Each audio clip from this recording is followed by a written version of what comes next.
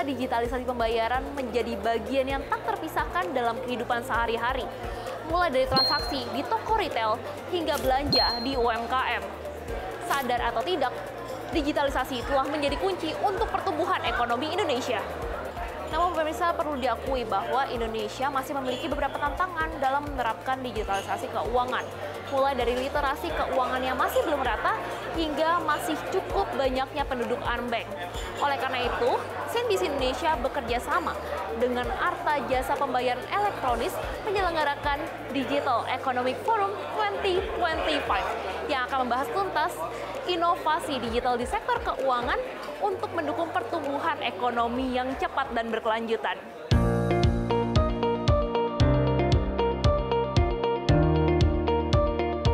Acara Digital Economic Forum yang sekaligus merupakan perayaan Hari Jadi Arta Jasa yang ke-25 tahun diadakan pada 25 Februari 2025 di Gedung Sopodel Tower, Jakarta dan mengusung tema Digital Innovation in Finance for Rapid and Sustainable Economic Growth.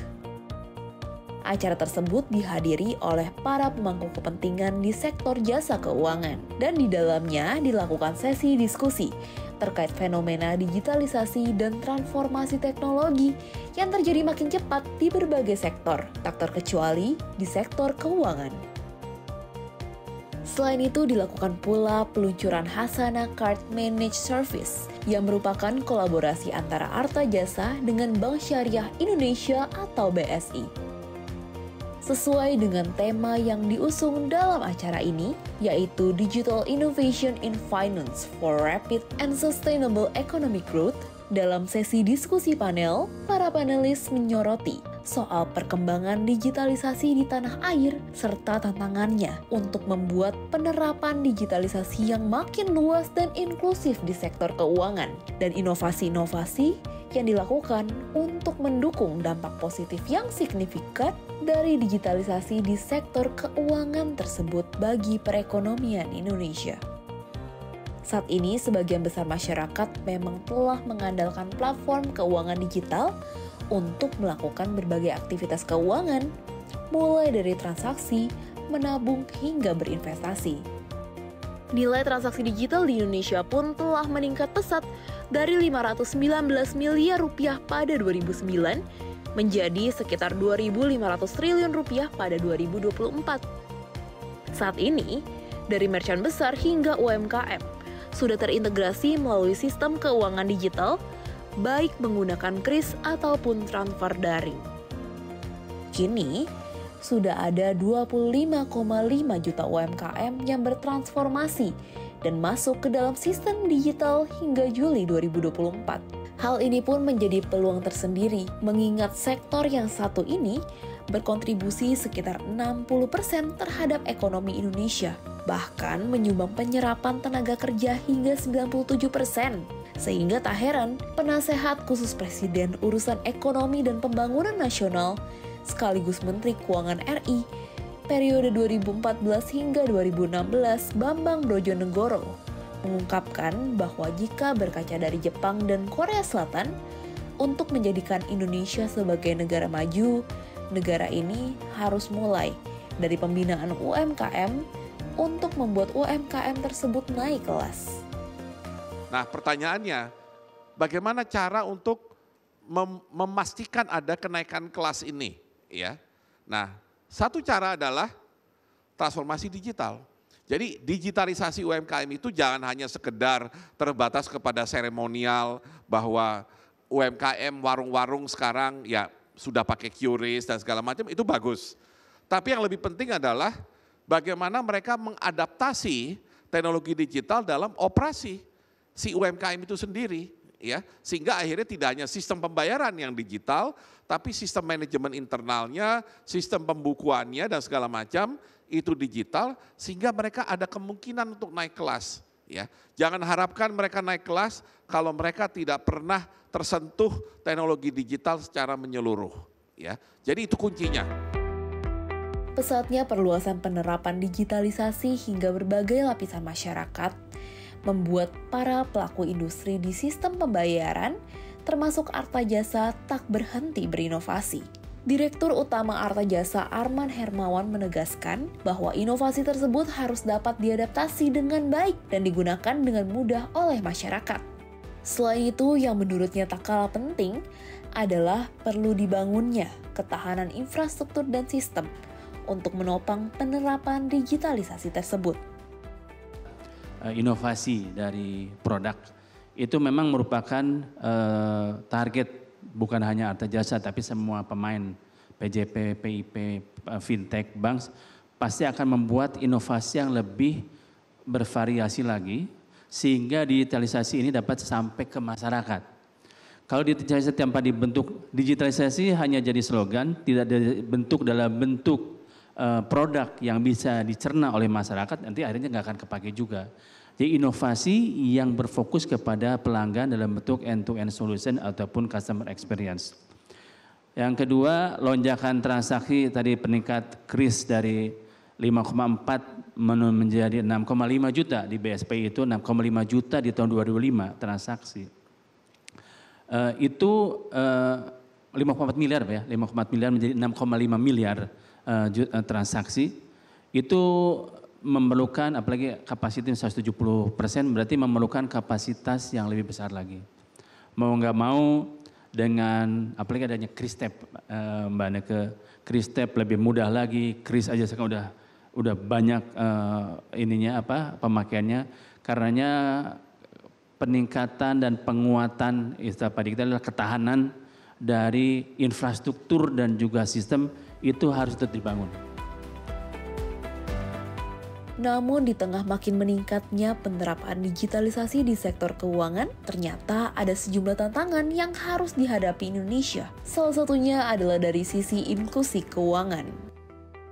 Berdasarkan hasil Survei Nasional Literasi dan Inklusi Keuangan tahun 2024, Indeks Inklusi Keuangan Indonesia baru mencapai 75,02%. Artinya, dari 100 orang yang berusia 15 hingga 79 tahun, hanya sebanyak 75 orang yang terinklusi keuangan.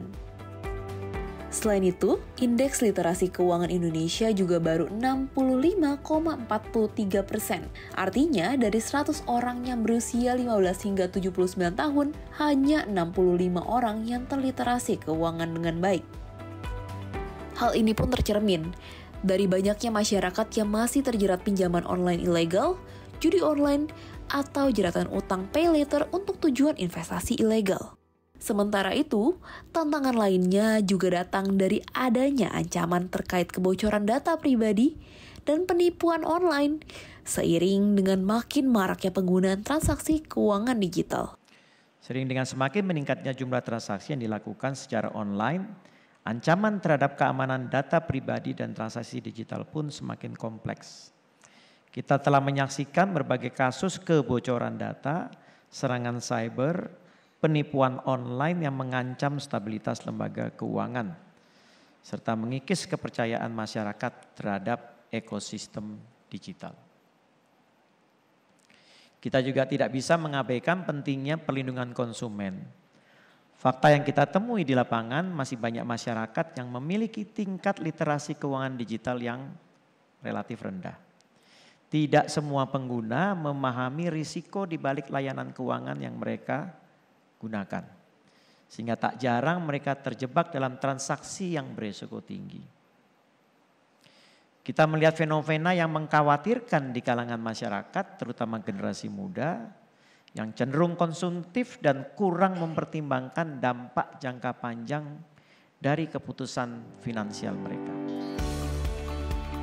Berbagai tantangan itulah yang pada akhirnya membuat pemerintah menyusun peraturan pelaksanaan dari Undang-Undang Pengembangan dan Penguatan Sektor Keuangan atau UU P2SK untuk mengatur iklim keuangan digital yang lebih baik.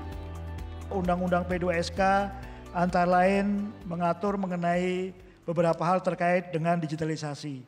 Kita semua sadar bahwa berkembangnya digitalisasi juga mendorong munculnya berbagai inovasi teknologi sektor keuangan atau dalam istilah di Undang-Undang Keuangan, di Undang-Undang Pengembangan dan Penguatan Sektor Keuangan adalah ITSK. Beberapa hal yang muncul dari inovasi itu misalnya adalah innovative credit scoring, kemudian penyedia agregasi informasi, produk jasa layanan keuangan, inovasi yang berkembang, ini membutuhkan kerangka kuat dan pengaturan dalam pengawasannya. Aspek inilah yang menjadi salah satu perhatian penting dari Undang-Undang Pengembangan dan Penguatan Sektor Keuangan. Di undang-undang itu tersedia dasar hukum bagi pengaturan pengawasan ICSK dan aset keuangan digital yang lebih memadai. Terkait aspek keamanan dalam digitalisasi di sektor keuangan tersebut, Kepala Departemen Kebijakan Sistem Pembayaran Bank Indonesia Diki Kartikoyono menekankan bahwa ada standar minimum yang harus dipenuhi dari sisi aspek keamanan. Sedangkan terkait inovasi dibutuhkan sinergi dan kolaborasi dari para pemangku kepentingan untuk terus berinovasi di sektor keuangan digital. Untuk aspek security tentu harus terstandarisasi, minimum requirement-nya harus terpenuhi. Tapi ketika menerapkan sesuatu yang sifatnya inovasi, tentu harus dimulai dengan literasi. Inovasinya harus disesuaikan dengan kondisi masyarakat. Nah, ini yang mungkin berdasarkan peta-peta seperti ini, kita bisa buka potensi ekonomi di setiap daerah sesuai dengan kondisinya. Pada waktunya tentu semua akan sama. Kami yakini digitalisasi ini punya kemampuan inklusif yang sama. Tapi ketika kita akan memulai, sebagaimana tadi Pak Bambang sampaikan, inovasi, kita harus berdasarkan research. Nah, salah satu research yang kami upayakan di sini adalah memahami bagaimana potensi ekonomi di setiap daerah. Soal sinergi dan kolaborasi untuk mendorong inovasi dalam hal digitalisasi di sektor keuangan tersebut, Direktur Utama PT Indosat Ooredoo Hutchison Vikram Sinha juga turut menekankan soal pentingnya mendorong ekosistem digital yang dapat menjangkau tujuan yang lebih besar, khususnya untuk menciptakan pertumbuhan ekonomi Indonesia yang lebih tinggi. I think when you talk about digital innovation, it's more about collaboration. It is more about creating an ecosystem where we all come together for the larger purpose. So time has come that we all come together.